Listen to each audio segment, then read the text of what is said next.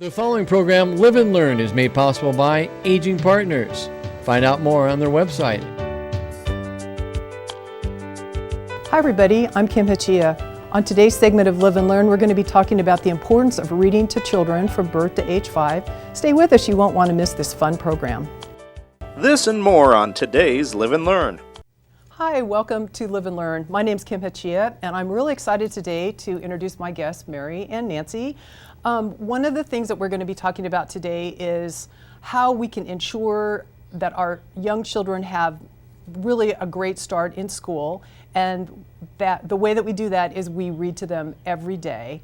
And so I'm pleased to welcome from Read Aloud Lincoln, Mary Ryman and Nancy Larimer. Thanks for joining us today. Thanks for having us. Thanks. Tell me what Read Aloud Lincoln is. Well, we say Read Aloud Lincoln because we really want it to become a cheer for the city of Lincoln and everyone in it, and we want everyone to know what that means. So this is a 2-year initiative, and it came from Prosper Lincoln. Prosper Lincoln's focus on early childhood development, and one of their goals is reading aloud with children. So the Lincoln Community Foundation applied for a grant with IMLS, which is the Institute of Museum and Library Services. And what that grant brought was a partnership. And the partnership is Lincoln City Libraries with 4 of our museums. And our museums are the University of Nebraska State Museum, the Children's Museum, MAMA, which is the Museum, Midwestern African Museum of Art. And the State History Museum. And so the partnership of those 5 entities really brings about what we think of as imagination, creativity, and most importantly, reading. So we're focusing on early childhood components in those museums and in Lincoln City Libraries. And the goal is really to make sure that we encourage every parent, caregiver, grandparent to make sure that they're reading at least 15 minutes a day, every day, with their children starting at birth through age 5, to have them ready for kindergarten, because it is so very, very important. And so why is it important? Why aren't they getting enough? Why can't they just watch TV? Because they really need the interaction. It's really about interactions and the closeness, the bonding that goes on when you read aloud to a child. And it's something that needs to start really, really early. You can't hand your cell phone to your baby, to your 6-month-old, or probably it's not going to be very effective. We know that parents are their first and most important caregivers. They are their first teacher. So we know that we really have to reach out to parents and convince them and show them why it's so important that you start right away at birth. And there's even some research on before birth that you could be reading to your child. And we know that that children are made readers on the laps of their parents and their grandparents, those people that have the most contact with them.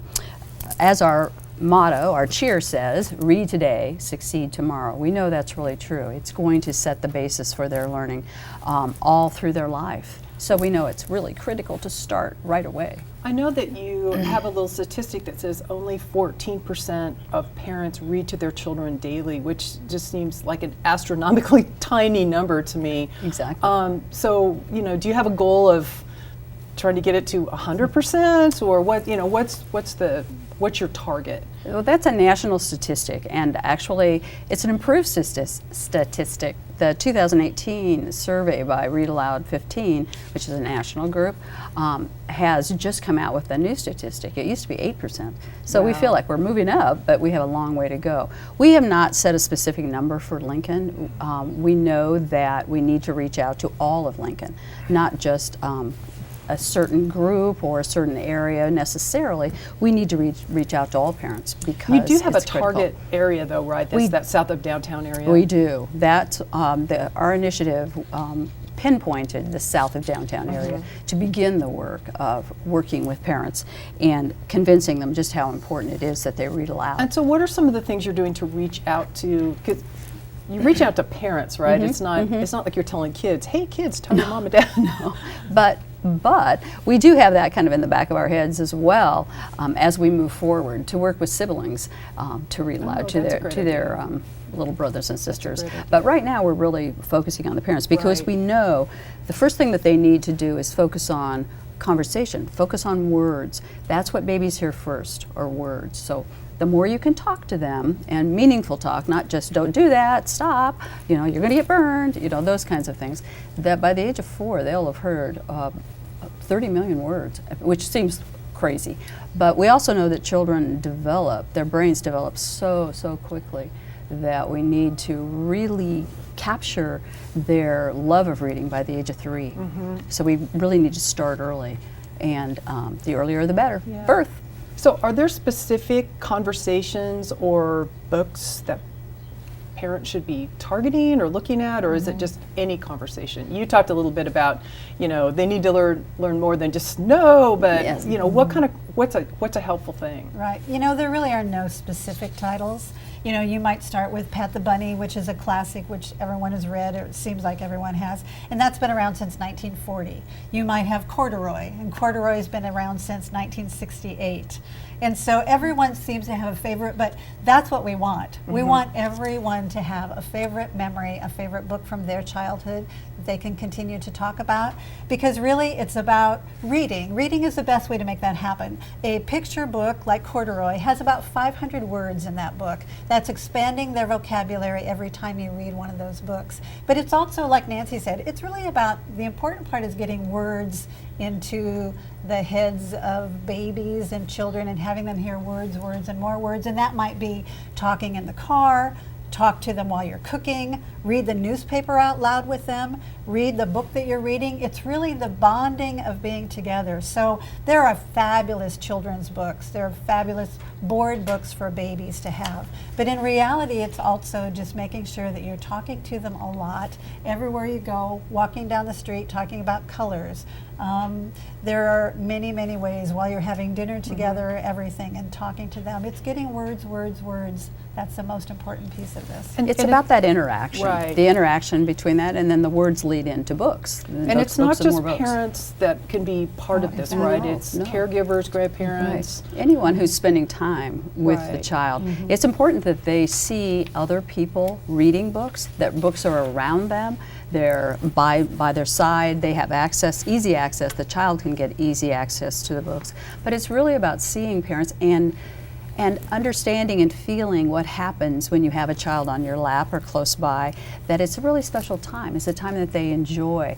Everybody relaxes. It's not just about the child, it's also about the caregiver or the parent.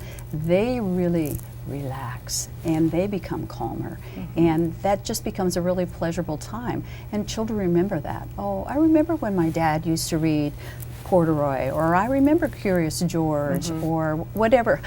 Someone just told me about, my favorite book was a pickle book, and it's like, you know, everybody just thinks about those pleasant memories. But we know not all children have that. Not all children have someone who read to them, and that's really what we want to focus on. And I know that through your project, you're actually working on having some books, or maybe not books, but some of your materials translated into other languages, because it's important for the future of Lincoln that all children are, you know, have a great start. Correct? This is really a twofold effort. One is making sure that more books get into the homes of children. I think sometimes we just think, of course, everybody has books in their home. And that's not always the case. So we're going to get more books in the home, and some of those will need to be translated, and they are. There are not a lot of children's books translated in other languages, but some of them. So it's getting those into the home, and it's also then teaching the parents the importance of reading aloud. And that's the other piece of the puzzle. Again, we think that, well, everybody knows that and everybody does that, but not everyone does. And we're also really aware that when we're asking someone to read 15 minutes a day, that seems like not very much time, but in reality, 15 minutes a day can be a precious 15 minutes. And so those are the two pieces of the puzzle that we're working on and focusing on. Right. Along with books, distributing books to children that don't have them in their home, we also are pairing that with materials that parents can learn why it's important. Bookmarks, things like the a flyer that tells them, why should you read aloud to your child? This is what it will do. It will stimulate their imagination. It will increase their vocabulary. It really helps with their brain development so that when they go to kindergarten, they're ready. They can just forge forward with learning. They don't have to be stumbling with vocabulary that they're not aware of, Right. those kinds of things. So we're trying to educate parents as well as initiate books in their home. And so some of your partner agencies, like the Midwestern African Museum of Art and the State Museum and the Children's Museum are having reading activities. Oh, absolutely. And so, and they each have, there's a lot of overlap there, and I know the City Libraries is involved, so that's Exactly. Yeah. It's a great partnership. It's great collaborative work for those groups coming out of the museums and coming into the community to do lots of different kinds of activities, and you'll be hearing more about that in the next 2 years, and that will continue. I mean, our goal is for this to be the beginning, and then everyone will continue to focus on the importance of reading to our youngest population of Lincoln, and it will make a difference, and it is the future. It is the future. I know that the grant, I don't know, was received sometime maybe last fall. October. But you guys just really sort of jumped in January. Is that kind of when you formally launched, or? Actually, Yep. we formally launched probably November, but it's taken a lot of background work to Right. educate us Right. about this population, because that's not the population that we worked with, birth Right. to age 5 children. Right. So we're learning every day, and I it's know, been incredible. And I know both of you are sort of recently retired from Lincoln Public Schools Library Media Services. So, everybody works to retirement, and you guys got there, and then you jumped back into something else. We So did. what enticed you to jump back in? Just passion for the project, basically? Well, reading's our life. It's been it's been our livelihood, and certainly has been our passion. Working with children and working with books and working with parents as well. So it just seemed like a natural fit. And When this came along, it was really, we had worked with K through 12th graders, and now this is an opportunity to learn more about the stages before that, and really no one thinks it's a bad idea. And it is fun to work on a project that when you start talking about it, it's like, well, everyone knows the importance of reading, and I don't think anyone knows that it doesn't happen often enough, and we really can, as a city, make a difference, because it will impact everyone. Thank you. I'm so glad that you guys were able to come today, Mary and Nancy. Typically, when we close a segment, we say it's never too late to live and learn, but I would like to close this segment by saying it's never too early to read and learn.